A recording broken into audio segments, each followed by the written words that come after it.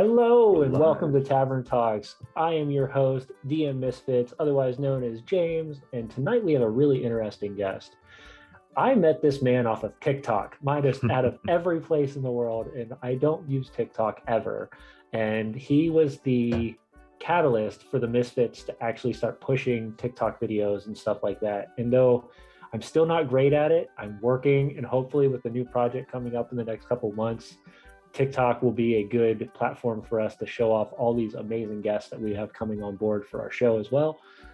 But before I go any farther, I just want to introduce DM Inspo, otherwise known as Malcolm. He uses some of the most innovative tools I've ever seen to make D&D material. So just a little bit about yourself, Malcolm. Well, yeah, I'm started off on TikTok. That was where this whole thing started. And I didn't really know what I was doing. I just started throwing some videos on there. And by the sort of luck of the algorithm, those videos caught some people's attention, did quite well, just well enough to convince me that there was something in this whole TikTok thing, and that got me to stick with it. And it's been about 8 months now, which isn't that long, I realize, but it's been a busy 8 months. So the TikTok has grown up, the YouTube has started to grow up in sort of parallel to the TikTok.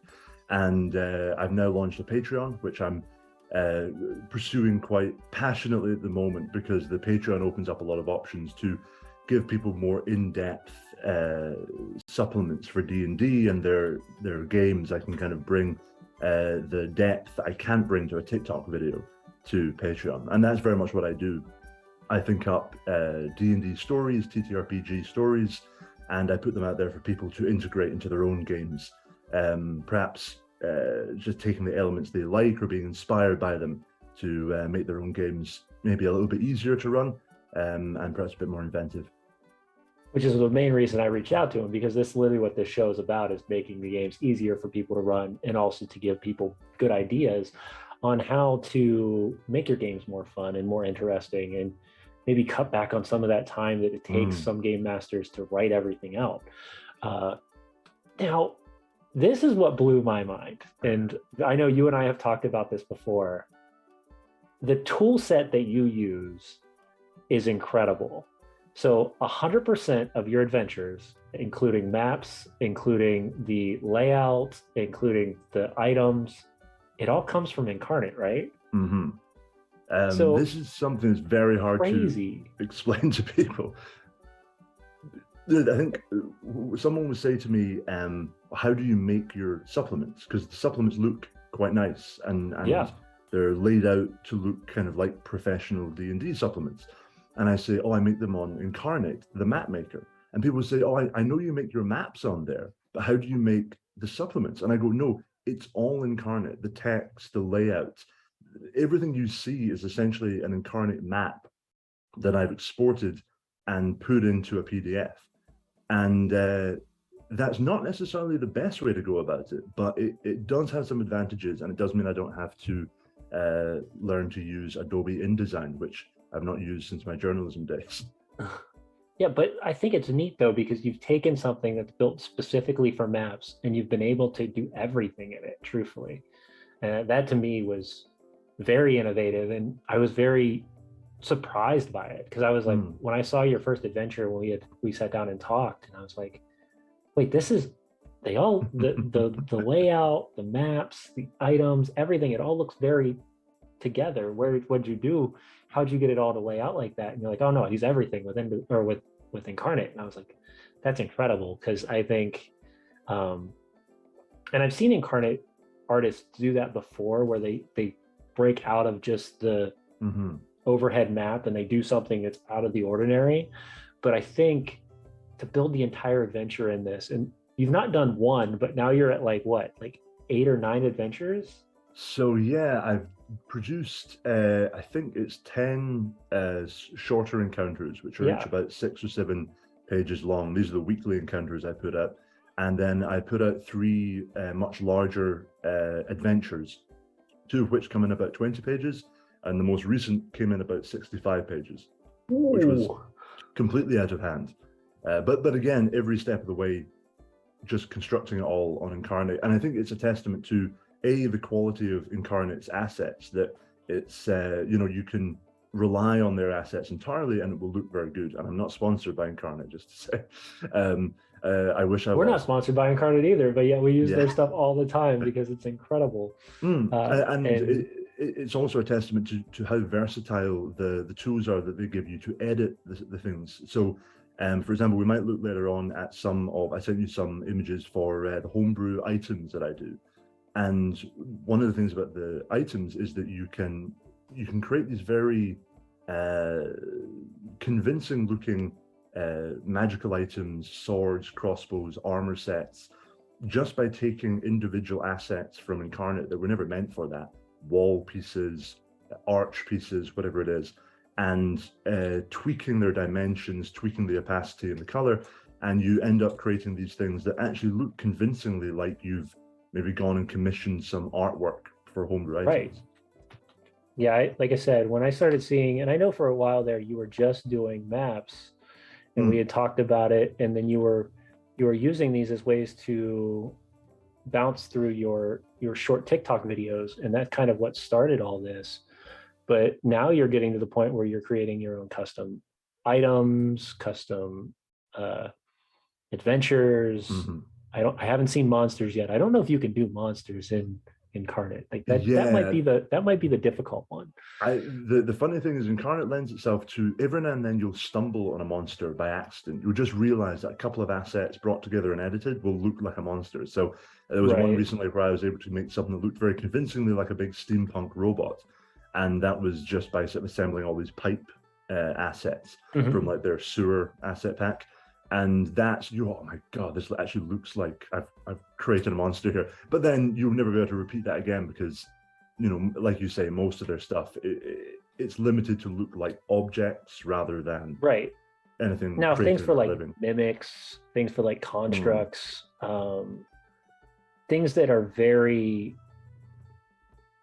item-like looking, those will work wonders for Incarnate, but a lot of your organic stuff is going to be a lot more difficult, I think, to reproduce. Now, I have seen some people do some incredible things with Incarnate, but I think at that point you're getting down to the level of you're almost painting with Incarnate rather than using assets. Exactly. At that point, I think the dream is very much to, at some point, be able to afford to actually commission some pieces of artwork. Because there are so many, you'll see this as well on Instagram, there are so many incredibly talented digital artists working in the D&D space, creating character artwork, monster artwork. This stuff looks phenomenal. And every night I am constantly saving stuff and just going, I need to talk to this artist when I've got more of a budget, because this would be incredible. That would definitely be the dream eventually, to augment the Incarnate work that I'm doing with proper custom artwork. Yeah. I think, like I said, I think that is the main focus of where that's heading. And I think you have a wonderful platform that you've built and you've structured properly so that push is not going to be far off. I really do believe that. I appreciate that, man, because it's a slow process. You're constantly resisting the urge to get ahead of yourself and overextend yourself and promise to do even more stuff for your patrons. Right. I'm incredibly I'm amazed that anyone has signed up to my Patreon and agreed to give me money. It's not anybody though. I mean, let's be honest. You have a large Patreon following already. Well, and it's awesome. Good for the first couple of months, and we were up at about 230 or something like that, which is more people than I expected to be paying me for D&D at this point. And there's a temptation there to say, oh my God, I've got these people, who actually want my work. I'm going to do so much work for them. I'm going to produce, multiple pieces per week, multiple pieces per month. Yeah. And I think that's where you end up getting into burnouts and you end up overextending yourself. So I'm trying to kind of limit myself to some extent to just keep up the current content schedule that I've got. And that seems to be working. So I should stick with that. I can respect that. But I think at the same time that gives a commending to you, though, that if you stay at your current style that you're at right now, this is what the people want and this is what they're willing to pay for at that level. So you going over and above is great, but they also don't want to see you go below that, right? So that's the main downfall.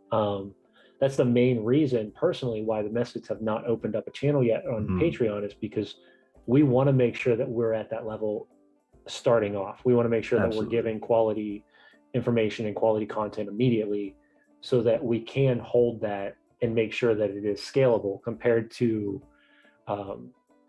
producing too much for too little, and then of course trying to keep a run on that is almost impossible.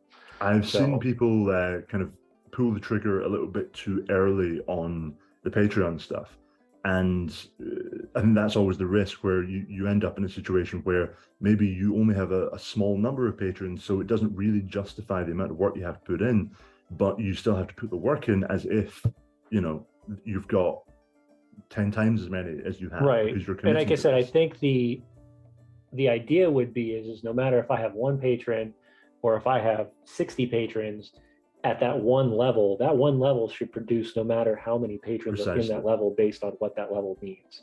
But that's why I mean, I've spoken to people, including people on the Patreon, who have said, oh, you're underpricing it. And the thing is, actually, people can pay however much they want. I just set the minimum. But the minimum I set low because, well, the way I see it is that right now I'm producing X amount of content for 200 plus people. But I'll be producing roughly the same amount of content for when it's 400 people or 600 Right, exactly. People. So, and that's why I was saying is the tier really is when you should be starting to look at what kind of the amount of content you're giving out. It shouldn't, and then that's where it's really nice, because if you've got people who have been following you for, let's say, 6 months, and you're like, hey, I've opened up a new tier that's larger, and you get this additional stuff. Well, now you're giving that opportunity for people to move to that tier and knowing what they're going into, compared to, well, am I losing anything that I had before? No. You're gaining more. And if you don't want to gain more, then you don't have to move.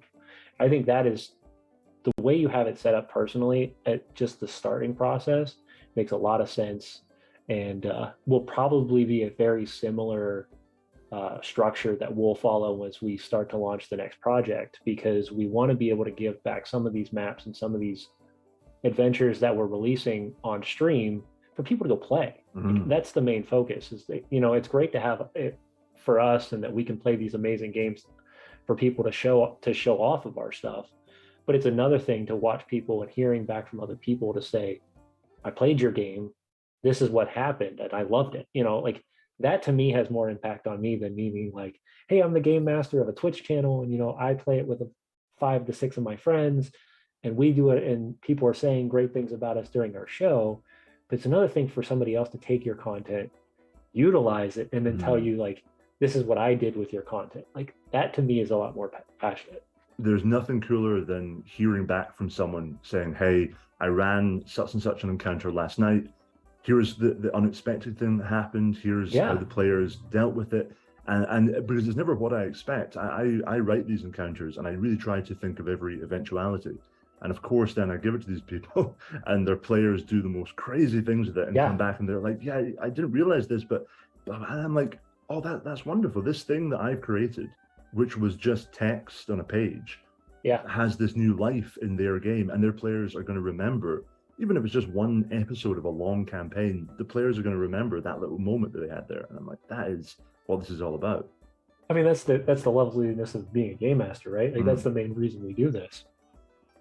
We don't do this just to play the game. We do this because we want to leave impactful moments in our players' lives, no matter if it's real or it's fake. Yeah, I tell people this all the time. It's funny because I can get together with some of my friends that I've been playing D&D with off and on for 10 plus years. And we're not talking about, you know, what happened in high school. I'm talking about the monster I slayed back 16 years, like, you know, 6 years ago. And the fact that I had to grab a guy and pull him out of the dirt, you know, just these random things. It is funny. And if anyone was listening in at like the next table in the coffee shop, they're going, oh, these guys fought a basilisk? Wait, what?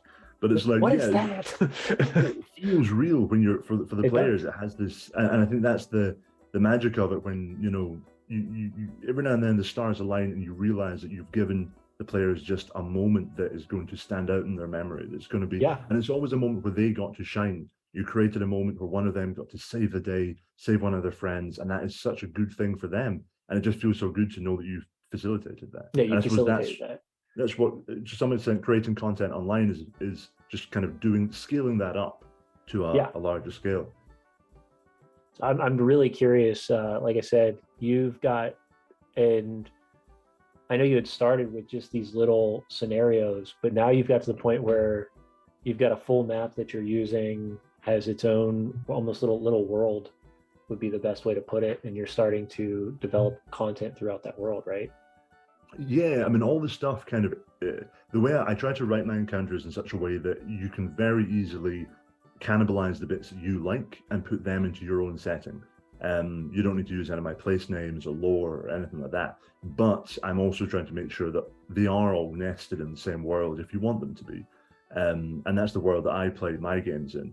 So it's kind of a nice thing to, I guess it's almost like Easter eggs, you know. And my theory is that at some point someone might join the Patreon who doesn't actually have a setting developed yet, and maybe they haven't quite got themselves to that point where they want to do that, and they'll start looking through my work and go, oh wait, you know, this place is referenced in this one, this person is referenced in this one, and they realize that they can kind of bring these together, and they've kind of got a ready-made setting with the world map and all that. But it's come a long way from just my very first video was just me fumbling my way through the green screen effects on TikTok, and just kind of trying to describe a simple plot idea that I'd had and I'd put into practice a few nights before. And now I'm sitting here going, what if I can create a cinematic universe of Patreon content, you know? So things have escalated. Yeah, definitely. And I think escalating at the level that it's escalated for you, or rather the speed it's escalated for you, is incredible. Like I said, I tell people left and right that I am just lucky enough to interview people that have done way more than I have. And I take that with a lot of respect and pride for myself, because I'm taking your time. I'm taking the people that come on the show, I'm taking your time, and you're giving me that opportunity to share this with our community. And though our community might not be massive yet, we don't know what it could be here in the next couple of years. So yeah, exactly. You have no idea when, especially like with social media at the moment, you throw something out there and sure, it could sink, or if you keep throwing stuff out there, there is so much potential that is, and the potential massively outweighs any risk, because 9 times out of 10, you know, a lot of us are doing this kind of in addition to our day jobs, or you know, it's a side hustle to some extent to begin with. And so we can relatively low risk put ourselves out there for potentially huge reward in terms of how much it can scale up. How much it can scale, or the exposure, or who sees it. Mind you, like, I mean, I started mine originally, it was me being a professional game master, and I just threw 2 posts out on Facebook, and now running 2 full games for almost over 2 years now. But that also gave me the opportunity then to start working with the company that I work with now, GUI Cube, and that kind of, you know, has expanded, and now it's to the point where, like, being offered to go to places to go play games with, you know, professionals, or even better, like here soon in August, I'll be going to a convention where I've got to go run a module that I wrote. Oh, and that's nerve-wracking. Cool. That's nerve-wracking. So it's like, but yeah, the world is so different than people think it is. Like, it's so connected, especially in the D&D community, truthfully. Like, we just had the guys on last week, Heroes of Evermore, and they're here every week, and they're hanging out with us, and they love to talk with us, and we love to build those types of communities, because we know that there's this group here, right? These are the A-listers. This is your Critical Role, your WotC, your D&D Beyond. And that circle is hard to get into, because that is the circle that has both money, influence, has everything, right? Yeah, and they've been around for a while. You know? And they've been around for a while. But now, with the use of social media, and specifically TikTok, Instagram, Twitch, there's this massive pie now that's opened up, and there's probably 150, like, I hate to say that, there's 150 shows of D&D going on right now. Oh, no doubt. But the funny thing is each one of them has something that you could probably learn from, or you could probably gain something from. No matter if you like the game master, hate the game master, maybe he's the most boring person you've ever listened to. I feel that's how I am half the time. People are like, "Oh no, you're great." I was like, "Yeah, but I don't like that sometimes." Self-assessment is very difficult, though. Oh yeah, 100%. As a DM. But I don't think anyone is 100% going to be bad, no matter if you don't, unless you don't like to do it. That's the only downfall. Yeah. If you're the game master, who's a game master for only one reason, and that is because he's the only one there that will game master, and you don't want to do it, come find me. Come find people like me that do this for a living, and we do this for fun at the same time, because we're going to put a story on that is built, and this is what we love to do, right? If you want to be a player, go be a player. There's 1,000 game masters out there that want to just play as game masters, and there's not enough. There's too many people who want to play who don't want to play game masters, who have to be a game master. And I think in this world, it just shouldn't be that way.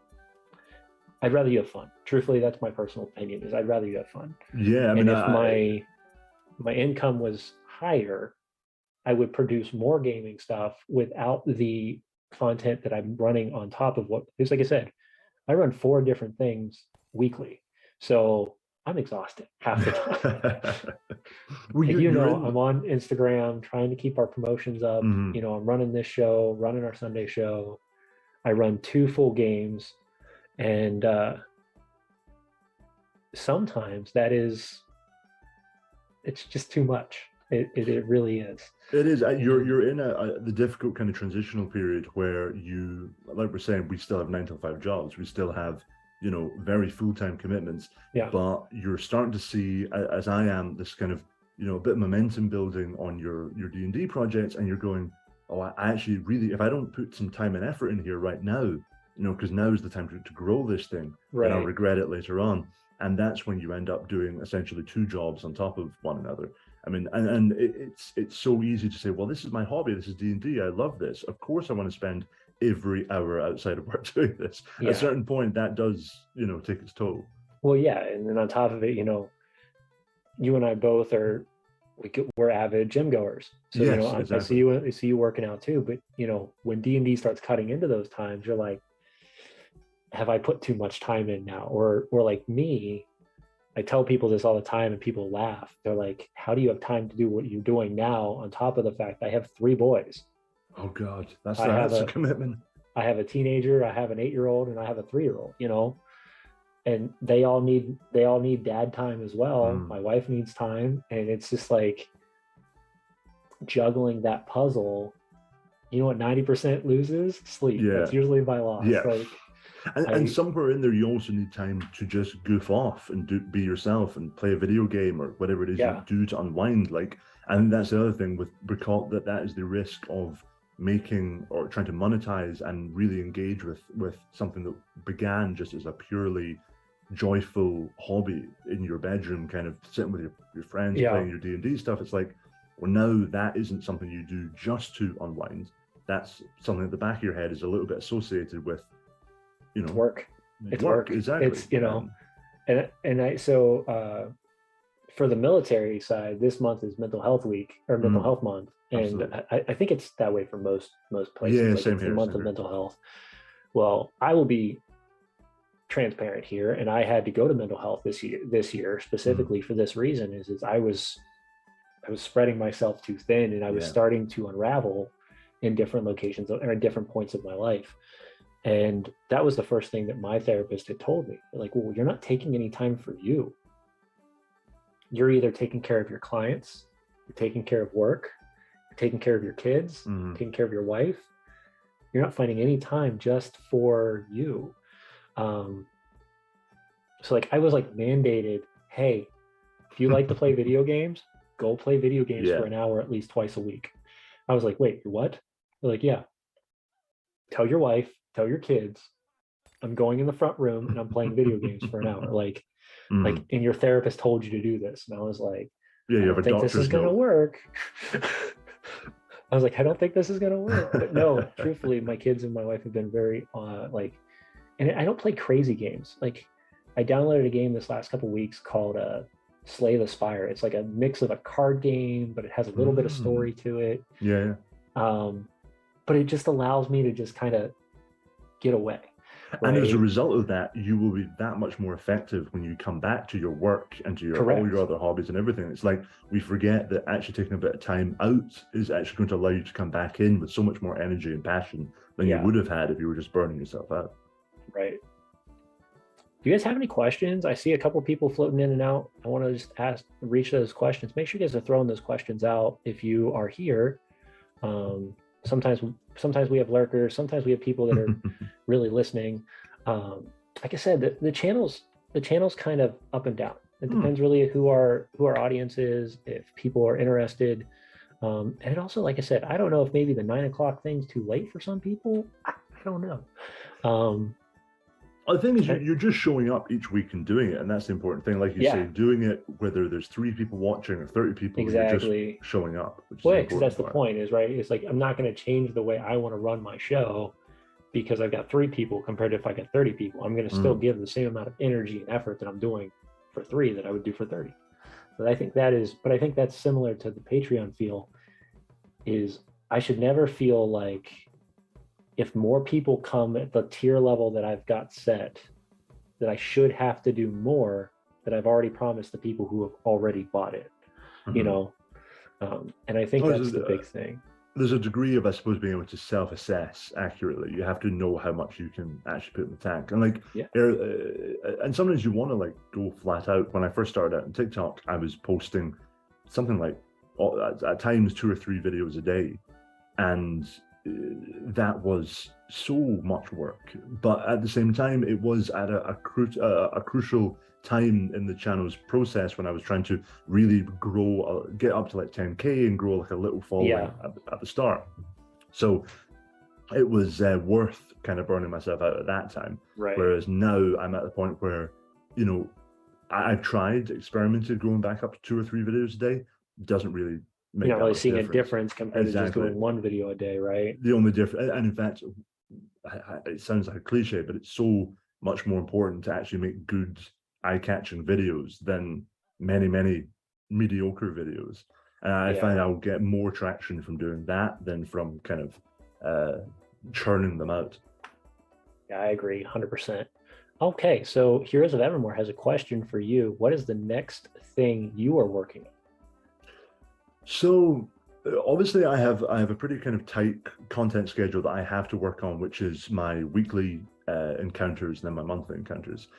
So at the moment what I'm working on is the next monthly encounter, the next monthly adventure rather, which is one that I've been kind of working on for a while. It's like a 3-session adventure with mind controlling fungus and corrupted forests and a lot of sort of dark druid energy, which is something I've been working on for a while. I'm happy to see that coming to fruition now. But having just completed this much longer project, the 65-page one that I did last month, that opened up the possibility to me that I can potentially do quite large, quite ambitious pieces on my Patreon. Not all the time, but on perhaps a quarterly basis, every couple of months. Quarterly ones. Do like small 20-page ones twice a month, or and in the background every month, and then that 3rd month, you're going to get something even more. Exactly. Right? And one thing that struck me was that big piece I put out was it was primarily a setting. So it was a lot about locations and lore and less about the specific adventures you should have, what order you should have them in, less detail in terms of the walkthrough of the game.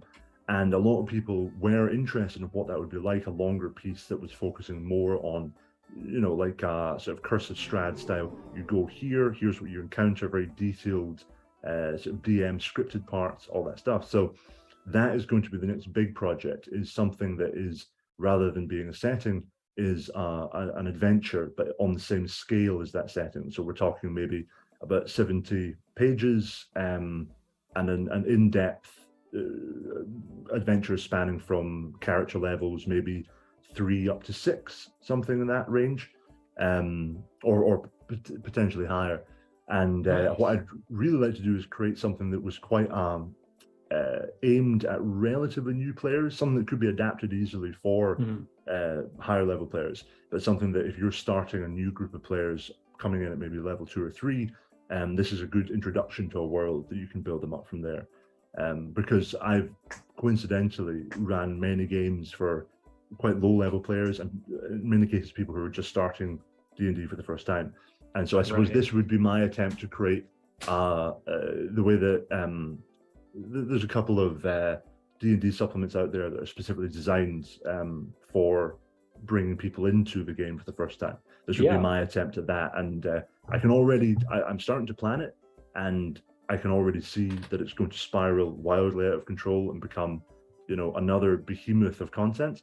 But I really want to get into that space of giving someone everything they need to run quite an in-depth adventure with lots of side quests, lots of side content, rather than just focusing on the central story, which is what I do in my smaller encounters. Yeah.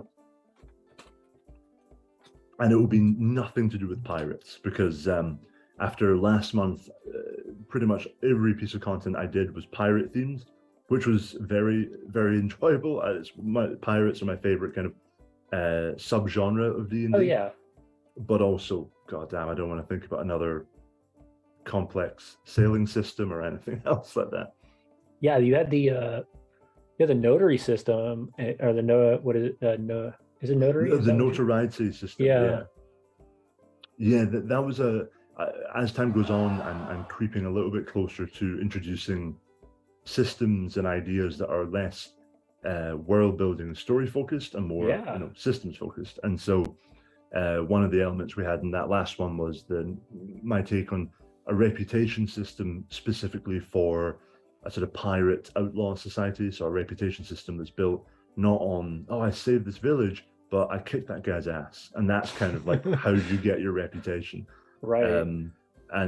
So as you go around defeating various notorious outlaws and criminals, as an outlaw and a criminal yourself, your notoriety goes up as someone who kind of shouldn't be messed with. And you can then use that to influence people when you go back to town, and you can kind of bully people into giving you better prices by saying, hey, it's essentially in Breaking Bad.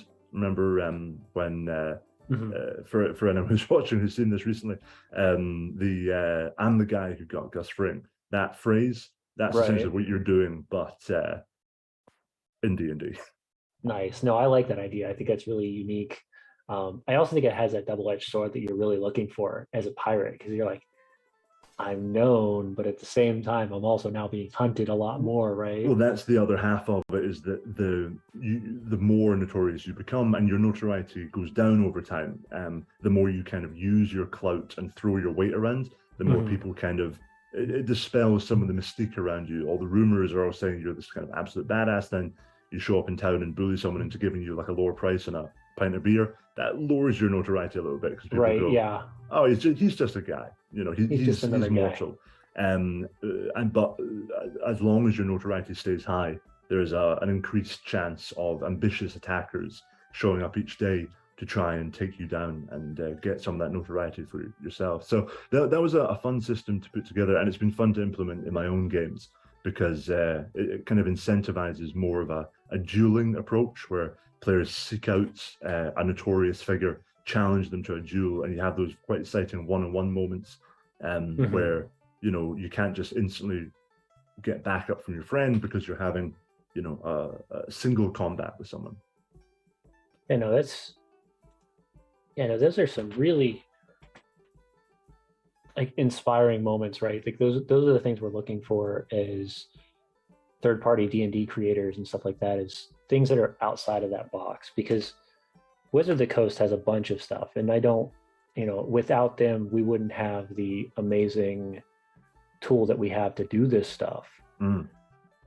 But some of the stuff, it's lackluster, right? I mean, they don't give you, and for some people, it's hard to understand how to do stuff like that without having a system in place.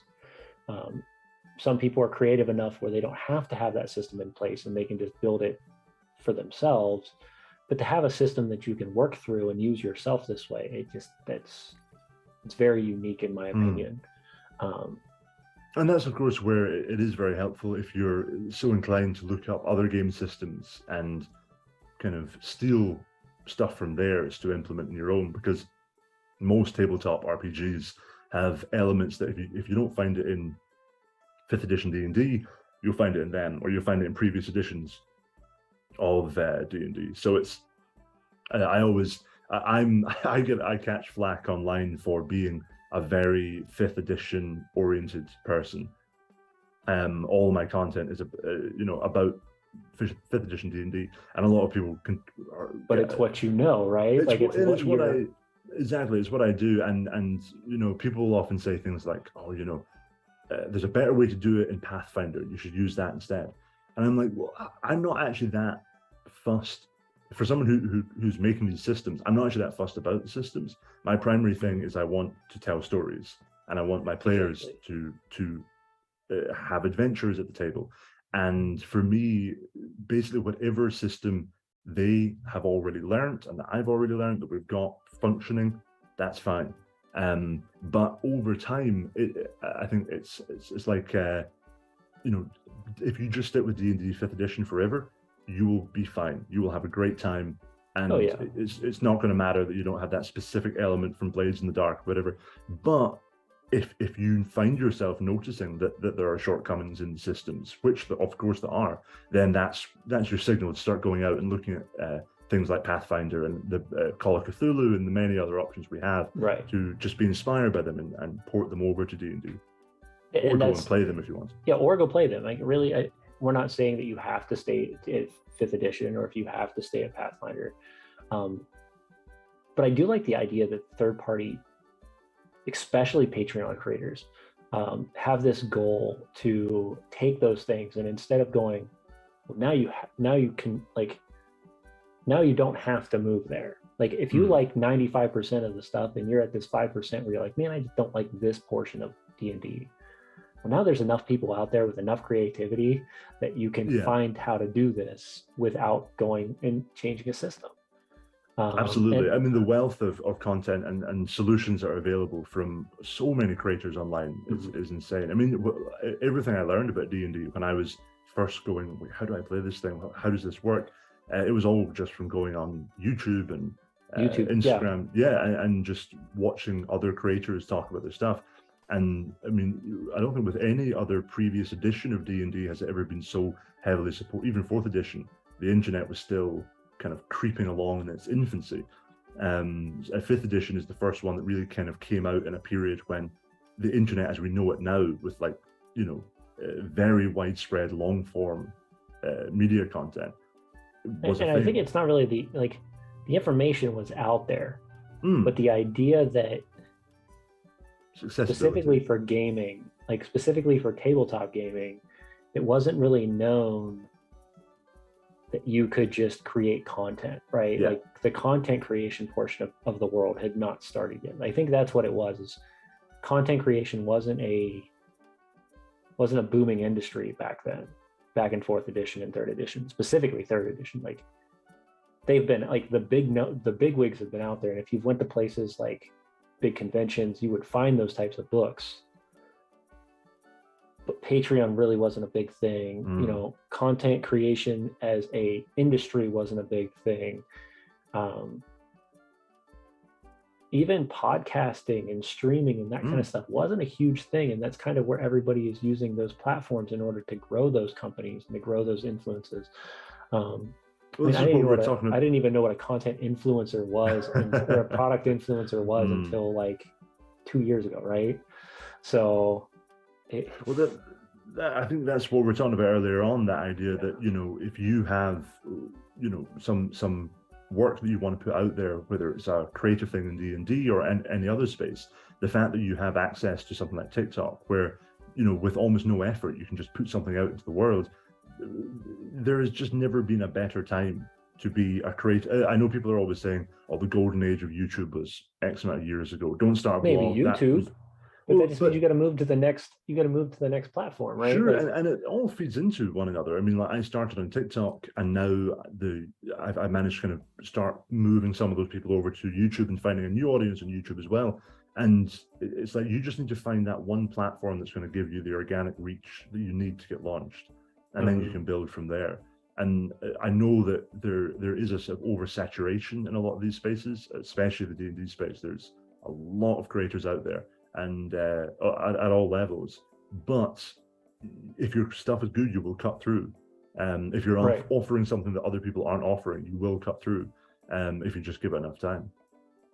Yeah, I mean, we're grinding away here at over 2 years now, or just under 2 years here, and we're hoping that the more we plug in here, the better opportunities we're giving not only ourselves as a community that we're building, which, though we're a small community, we're a very tight-knit community that talks and communicates very well.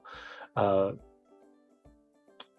the opportunity to show off this stuff to people, I think that's the one thing that we're missing, is that opportunity to show off all these creative people, which was the main focus of this specific show, was to give people those tips and tricks. It was to give people those opportunities to share their experiences. And for me personally, it was a way to tell people, like, hey, there's 1,000 ways to do something. You don't have to be doing it the WotC way or the Paizo way, or, you know, the Critical Role way. Like, yes, those are the gurus. Those are the guys that have been doing this for 20, 30, 40 plus years. Most of them did them hidden away in shadows, because back then that was what you did in D&D. But they're also the ones that opened up that pathway and opened up that doorway for everybody else to finally go, okay, D&D isn't taboo. It's not going to summon a random demon in my basement. It's not going to hurt anybody. My only caveat to that is your mental health and your physical health are important. And this kind of goes back to the whole thought process of me getting into mental health help therapy as well. D&D can be a very emotional, it can be a very therapeutic, it can also be a very toxic, and it can be a very detrimental to your health game if you don't watch. So you have to be ready with the right group of people and the right organization and the right connections, or you're going to get that bad taste, or you're going to have that great experience. So it's really, you have to be very open to paying attention to your own health while you're doing these games, or while you're playing these games, because they're more than a video game. They're experiences that you will feel. They're not experiences you will just see or do. They're experiences you will feel. And I think that is the scariest thing about D&D, and the most fun thing about D&D altogether.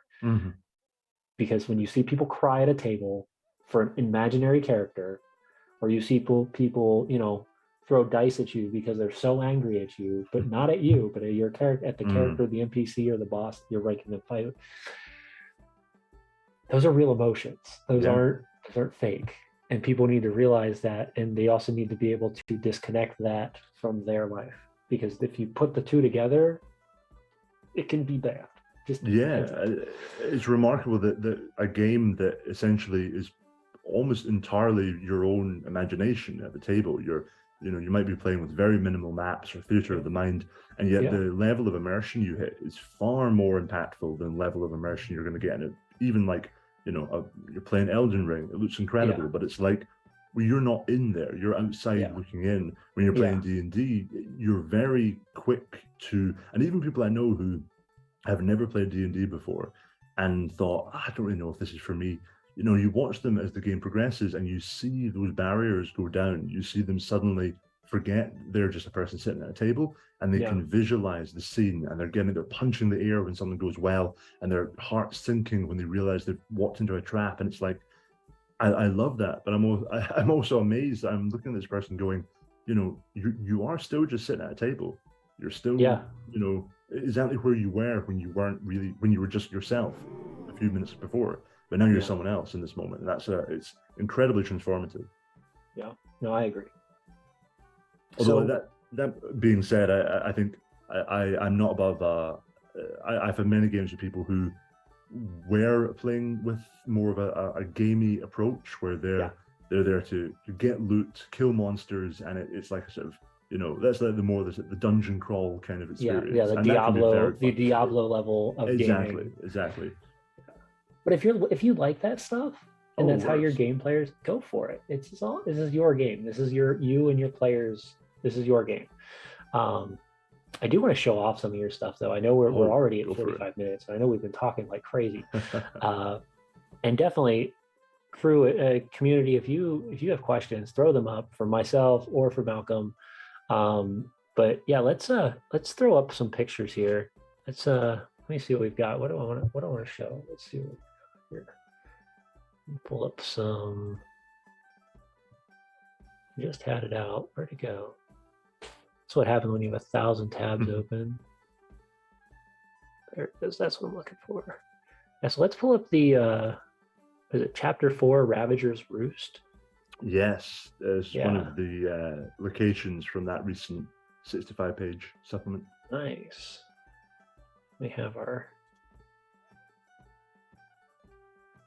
that wait for that thing to transition over. No worries. There we go. Yeah, so Ravager's Roost. So first thing I wanted to just share with everybody, like I said, if you're just starting, you're just coming in and talking with us or listening in, this entire thing is done in Incarnate, not just the map, but the entire outlook or overlay, the writing, but the content is 100% coming out of this guy's head. That's who does all this. And him and I have sat down a couple different times and talked about how to set up TikTok videos properly, how to do it on, how his Patreon's being built, those types of things. Those high level ideas, right? And for I haven't asked Malcolm yet, but I'm going to right now exactly, is do you have about 15 minutes or so, 15 or 30 minutes after the show? So what we did last week, and I really liked it, is we offered people, if they're a part of the Patreon, or not part of the Patreon, part of the Discord, they can come hang out with us actually in Zoom, all by just in a small location, and they can ask all those crazy questions that they're too scared to ask on Twitch, behind closed doors where you get to see people's faces and stuff. But I'm going to open it up for myself. I'll be here. Falcon can't stay. I understand. He's also over on the other side of the world. And it's like 2 or 3 o'clock in the morning there for him. So I can understand. Coming up on 3 now. Yeah, sadly, because it's, I've realized that the part of the experience of trying to get ahead in the D&D thing is that almost all the people who get engaged are American. And so basically, I think I'm going to have to just acclimatize to the fact that things like this happen at 2 in the morning for me instead. Yeah. But yeah, no, I just wanted to kind of go over this. So how did this come together? What was the thought process behind this chapter? So the chapter in general is I wanted the core of the supplement to be 2 towns, which were kind of laid out in detail, and I wanted that to be partly the case because players will spend a lot of time in towns between adventures, but also because I felt like a town could be quite easily ripped out of this setting and placed into a totally different setting. So I wanted to create content, as I said before, which is adaptable to basically any environment. So I focused on the towns quite a lot, and Ravager's Roost is one of these 2 pirate towns. And going into that, I wanted to focus on the history and lore of the town. There's a couple of pages on that. Then details of all the shops you'll find, the NPCs, the stores, and everything they sell. And I just wanted to create something where the DM had to do minimal work, because I do often see, even sometimes in official supplements, there's a lot left to the DM, and that's great. But I always think, some people are just starting out, and maybe or they're short on time, and maybe they don't want to have to come up with every individual NPC for all the shops. And so it's nice to add that sort of stuff in. And then the page we're looking at here is just a collection of there's the main map asset, which I created separately, placed that in. And then when these pages are being built, I have everything overlaid with a very ugly looking frame, with just big black lines running up and down the page. And that allows me to keep all the text in the right position, essentially a kind of layout template. And I just slot everything into that. And then when the image is done, I export that, and then I put it back into Incarnate, and I put it inside the frame that you can see there. where there's a frame and a slightly different color of parchment on the outside. And that is just basically to avoid something like the image of the town there clashing too hard with the next page. If someone's going to lay it out with the pages next to each other like that. So I'm kind of creating an artificial border in there. And yeah, that's awesome. And then eventually it gets exported and pasted into a Word document. And eventually the Word document gets turned into a PDF. And it's a terrible system, because what should really happen is that it's all done on, Adobe InDesign or something like that. Yeah. And all the text is all set in advance. The frames are all built into the specifics into of the each program, page. right? But the advantage of this is that you do get this kind of cohesive look to everything. It's very easy to make it all look the same because you're using collections of assets. And that's the beauty of Incarnate, is that it takes away the need for you to say, well, stylistically, what kind of parchment color is going to go with this and that, because it's all these collections that you can port in and say, okay, I'm going to take, I know for a fact that the main page color and the frame color are going to look good together because, they come up in the same parchment collection. And so that's, it's easier and harder in many ways. Yeah, no, like I said, I like it. Truthfully, I think it's a very unique way to do it. I'd be curious to say how long it took you to figure that out at the beginning. It took a while. Probably quite a rough time.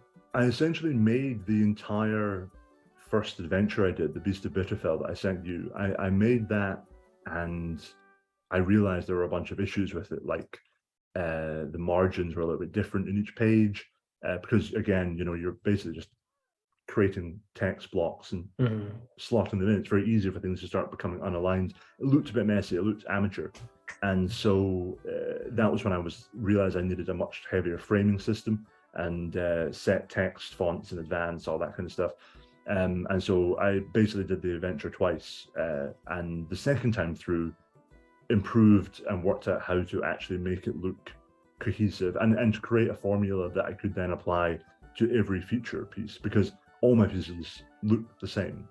Right. The colors change a little bit, but the text is all the sime size, the same font, and the same use of maps and layouts. So it's I always say to people, this is not what I would recommend, because it's laborious. And see, once you've produced your PDF and then you realize there's one page with a spelling error on it, you have to go back in and reproduce that produce that page again. It's a nightmare. But if you're just doing small pieces of work, I'd highly recommend it. If you want to give your players a nice sort of printout, something they can maybe have at the table that gives them a bit lore of the world or something, this is a great way to do it, because it's relatively low effort and you get a pretty good reward. Yeah, so I don't think this was asked yet, but what was your favorite part about creating this module? The best part was probably, I mean, there were highs and lows throughout it. I think the bit I enjoyed the most was in one of the chapters. I think the chapter is called Points of Interest. It might be chapter 5. I created this map. Sorry, let me move my cat out of the way. I created this map of the region, and I populated it with landmarks, but I had no idea what any of the landmarks were. I was just putting a little dot down and writing a fantasy name next to it. And then when I got to the Points of Interest chapter, I went through every one of those landmarks and came up with something, a short encounter, a way to make it, basically telling you what your players would find if they went there, and giving you some pointers on how to turn that into like a memorable encounter for them. And that was wonderful, because sometimes you're going to create world building in a way that feels quite slow, and you're kind of slogging through, and you're overthinking, how does this fit into the larger lore? Whereas this was just quick fire, coming up with a bunch of different ideas and going through and saying, okay, I made up this fantasy name 2 nights ago. What does that name suggest to me now? Where did I put it on the map? I put it near a lake. What can I do with a lake? And you start putting something together, and suddenly you're going, oh, this particular group of bandits, and they live in this cave, and they've been cursed for this. And I know it just felt like a very creative exercise, and Nice. it made me think about how I run my own games and how I generate ideas. How I think the best D&D ideas for me spring from this very basically the way I made the stuff up when I was a kid. You know, sitting down and just not overthinking too much, and just saying, okay, here's a mountain with here's a volcano. What can I put in the volcano? And getting that excited, childlike approach to world building.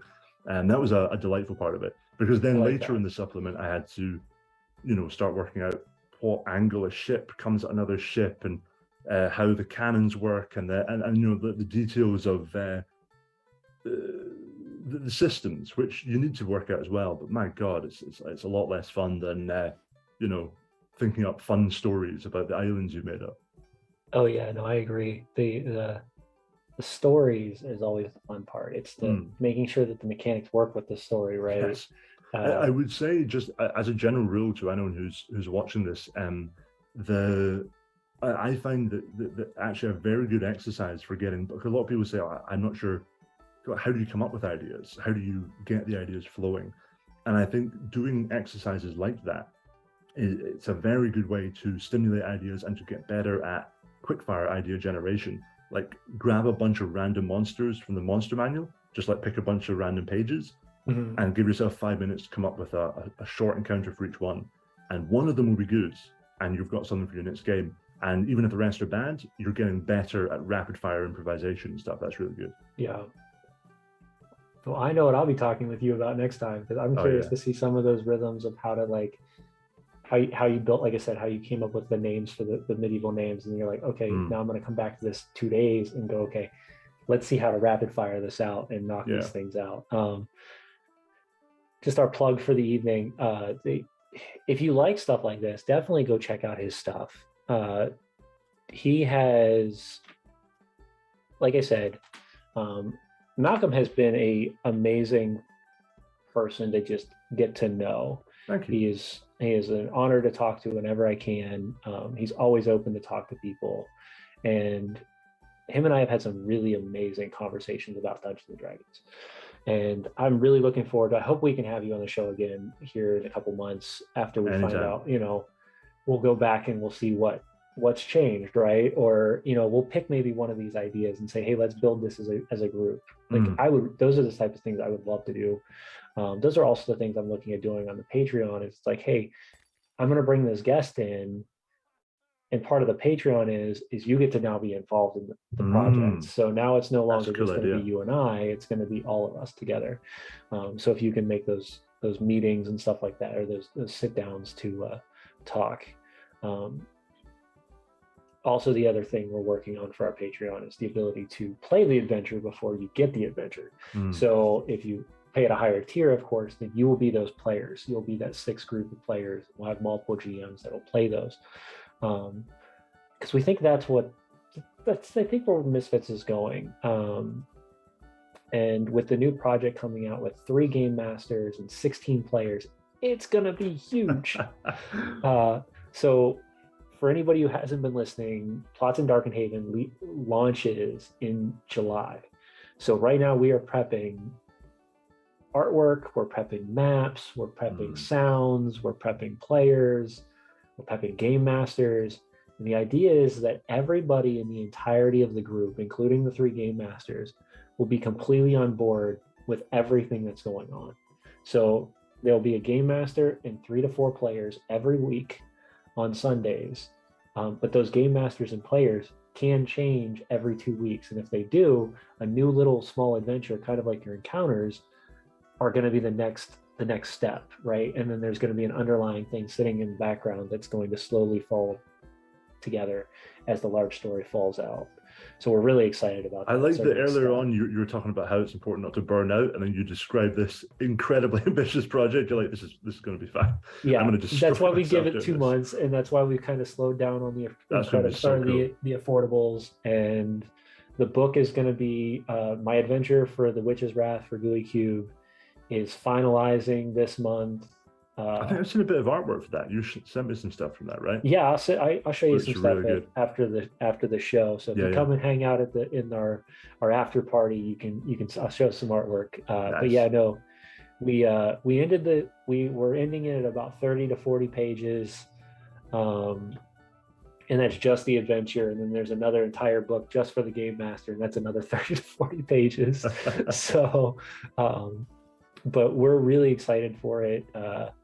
Part one is going to actually be played at Gen Con in Indianapolis in August, but you'll also have the opportunity to go to the booth and pick up the full adventure there as well. So that's kind of the process that we're prepping for that.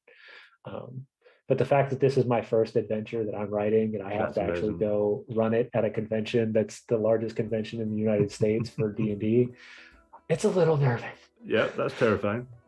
So Well, you'll smash it, this, man. I can't wait to see more of this because it's from what I've seen so far, it's going to be incredible. the artwork, our artists are Mm. I and some of the people that I've had as are proofreaders and helping me develop the ideas, because like I said, I burned myself out like a month ago, like completely just exhausted Yeah. every inch of brain power. And then I got hooked up with a new proofreader and a new editor, and he has been my golden child for the last 2 weeks, because he'll, instead of me having to go through and do everything, he's going in and editing the little pieces and then leaving these comments of like, hey, can you clarify this piece? And it's allowed me to really focus in on the points that need to be edited. God, I And want we a went proofreader. from like 160 different comments and we're down to like 40 now. So we're really closing in on the last bit to finish this up. So we're excited. But yeah, no, you're right. The ambition that I always have is way too much, and I need to slow down. But But it's good. It's thankfully, I have a better to have team. that ambition I than have a not. team behind me though that's ready to launch that ambitious project too. So the actual first 4 weeks, 4 to 6 weeks of Plots in Darkenhaven, I will either be a player or I will not be on the picture at all. So I'm excited to see where this goes, because kind of this was my brainchild. This was me putting the company together, finding the team, and working really well with them for the affordables. And now we've branched out. We've taken 3 game masters, including myself, and we all have to be on the same page, which is kind of the scary part, because everybody thinks differently and all that stuff. But we really think we have something that's unique, that's different than everything you're seeing on Twitch right now. And we have actual artists that are standing by as guests and as new characters are created, and we're sending them that artwork or those inspirational pieces, and they're cranking out artwork Hyping left up. and right. So yes, it's financially hitting a little bit, but I think when people start to see the amount of effort and energy that's put into this thing, it's gonna, and then I might just have to hire somebody, or just have to get somebody like you to help me get it onto the social media portion of this, so that we can really launch this sucker. Because this is going to be our main focus for starting in July. It's Tavern Talks will be still the weekly thing, but Tavern Talks to me is the most easy concept that I have, because it's an hour to an hour and a half of talking D&D on this specific topic, or let's see where the rabbit hole leads us.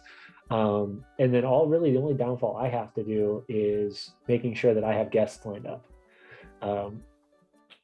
To me, that's a couple conversations here and there, and I can line guests up. And if I'm doing my due diligence, which I've done finally, I've lined up guests for all of May, all of June, almost all of July already. So I'm so far ahead now to prepare for this.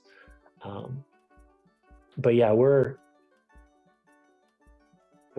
ambitiously pushing forward this year, but we're gonna laser focus the push too. We're not going to spread ourselves thin on all directions.